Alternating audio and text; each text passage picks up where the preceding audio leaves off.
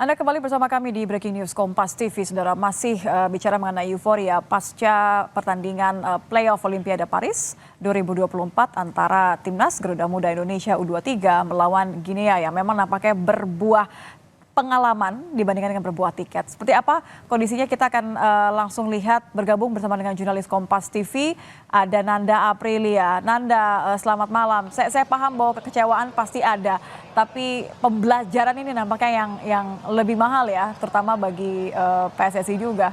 Bagaimana reaksi mereka?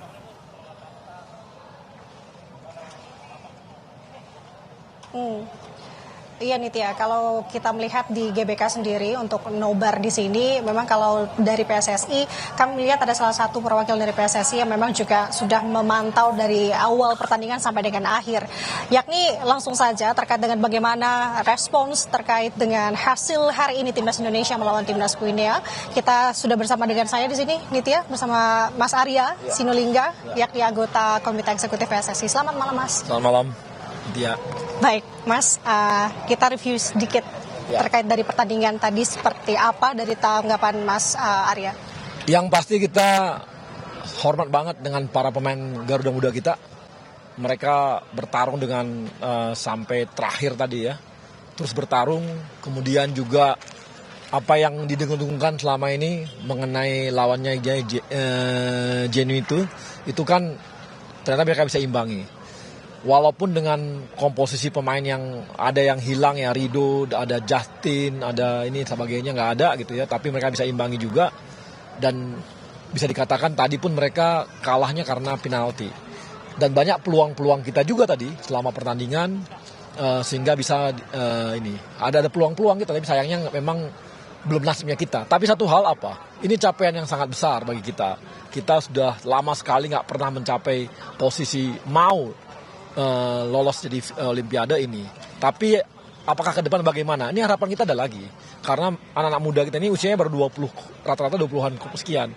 Jadi punya kesempatan untuk kedua tiga. 2 tahun lagi masih bisa juga mereka main. Artinya makin matang permainan mereka. Itu. Jadi Pak Erik sangat menghargai mereka, perjuangan mereka. Dan tadi dari Paris juga Pak Erik sampaikan bahwa inilah perjuangan walaupun tidak tercapai, tapi adalah capaian yang tidak kita bayangkan gitu.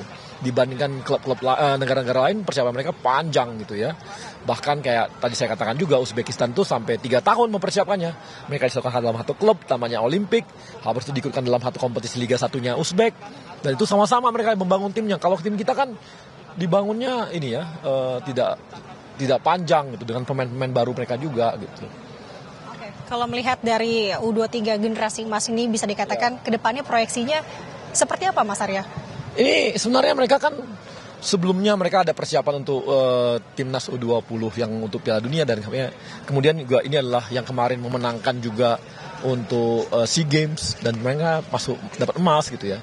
Dan sekarang masuk semifinal. Artinya memang tahapan-tahapannya ini memang naik terus gitu. Jadi ini kami bisa lihat bahwa ini peluang kita untuk maju terus ke depan masih sangat besar gitu. Ini adalah generasi muda kita yang akan terus maju, dan kita akan tambahin lagi nih pemain-pemain muda kita yang lagi dipersiapkan untuk U20-nya gitu, yang akan nanti mendorong ke atas gitu. Jadi harapan kita untuk kemajuan sepak bola Indonesia ke depan sangat besar gitu.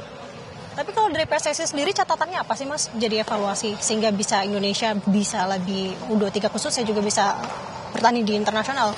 Evaluasi kita, jumlah pemain kita masih kurang. Jumlah pemain kita masih sangat banyak yang butuh. Tadi kan bisa kelihatan Rido nggak ada, kemarin kita goyah kan waktu lawan Irak gitu ya. Tapi kan memang betul ditutupi dengan yang lain, tapi bahwa jumlah pemain kita masih kurang. Jadi kita memang membutuhkan pemain-pemain yang sama tingkat kualitasnya, sehingga pelatih kita itu punya pilihan-pilihan ketika mengganti pemainnya.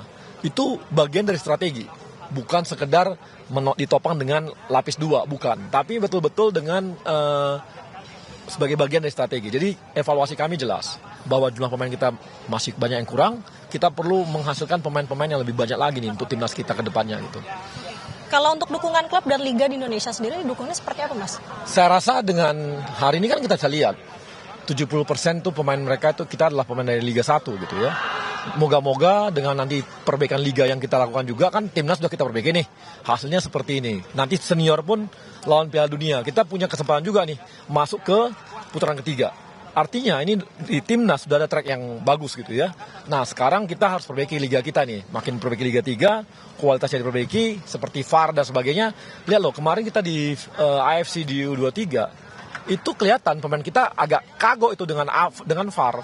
Tapi dengan hari ini, kita akan mulai pakai VAR di Liga 1, mudah-mudahan mereka udah terbiasa dengan pemakaian VAR. Sehingga nanti ketika tanding di pertandingan-pertandingan resmi yang pakai VAR, mereka lebih oke lagi gitu.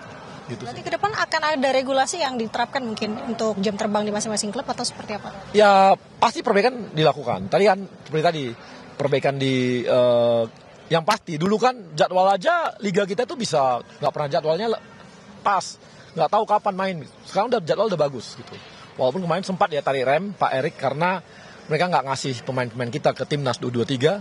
Tapi kan akhirnya setelah kita dapat mereka bisa lanjut lagi liganya. Jadi perbaikannya jelas.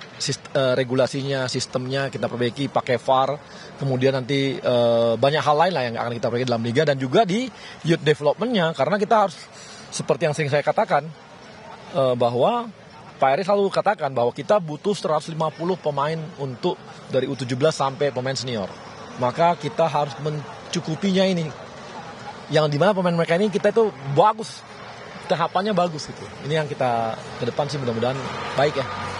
Amin. Kemudian yang terdekat berarti artinya akan ada kualifikasi untuk Piala Dunia. Ada kualifikasi Piala Dunia di bulan Juni. Bulan depan kita akan kualifikasi dunia, ada 2 lawan lawan Filipina dan lawan Irak. Dan kita tuan rumah. Kalau menang kita akan lolos di putaran ketiga Piala Dunia, berarti tahapan kita akan makin baik. Itu juga akan jadi sesuatu hal yang besar ya dalam berapa puluh tahun mendatang ini. Yang lalu kita udah lama nggak ke posisi itu gitu, lama banget gitu. Siap, Mas Arya, ini sebagai penutup juga mungkin ya, bisa disampaikan apa apresiasi untuk timnas Indonesia? Sejauh ini kan kita sudah lihat di Piala Asia U23 kemarin, mereka juga performa sudah cukup baik, sehingga sekarang juga ada kesempatan untuk meraih tiket Olimpiade Paris seperti itu. Tanggapan Mas Arya yang akan disampaikan kepada para timnas seperti apa? Yang pasti Pak Erik selalu sampaikan bahwa kita harus berterima kasih kepada para pemain, para pelatih, support dari supporter yang besar banget. Kita tahu supporter kita kemarin di Qatar tuh mereka hampir 2/3 stadion tuh ya diisi oleh Indonesia semua tuh supporternya. Kemudian dengan semua support dari pemerintah, dari Pak Jokowi yang support kita, dari DPR yang bisa membantu kita untuk masalah proses naturalisasi, itu adalah saat ini kita mengalami sebuah dukungan, seluruhnya ini mendukung kita. Jadi kayak semesta mendukung gitu. Itu yang membuat kita bisa seperti sekarang ini. Jadi kalau kita tetap bisa seperti ini, kita yakin, Pak Erik itu yakin bahwa kita akan bisa melangkah lebih jauh lagi ke depannya. Jadi masuk ke 100 besar itu, ranking 100 besar itu bukan satu mimpi, bahkan capaian 70 besar itu adalah target-target yang mungkin bisa terjadi ke depannya gitu. Masih banyak kesempatan lainnya ya Mas ya. Terima kasih Mas Arya. Mas Arya Sinulinga, terima kasih atas waktunya dengan Kompas TV. Terima kasih Mas. Itu tadi Nitya, harapan besar untuk Indonesia, tidak menutup kemungkinan melihat performa Indonesia sejauh ini. Tidak hanya di Olimpiade ini saja sebenarnya untuk memperebutkan tiket Olimpiade Paris. Kita sudah lihat bagaimana perjalanan timnas Indonesia U23 di Piala Asia U23 kemarin, yang dimana tadi disebutkan bahwa permainan ini semakin pemain Indonesia timnas U23 semakin baik. Makin kesini semakin baik. Harapannya ke depan tentu akan menjadi banyak harapan juga tentunya untuk para timnas U23 Indonesia. Sementara demikian, Nitya kembali ke studio. Baik, terima kasih Nanda Aprilia langsung dari GBK pasca nonton bareng perlawanan terakhir, perjuangan terakhir timnas Indonesia Garuda Muda melawan Guinea, yang betul saya sepakat bahwa ini tetap berbuah pengalaman, tinggal bagaimana nanti membekali untuk perbaikan selanjutnya. Terima kasih Nanda.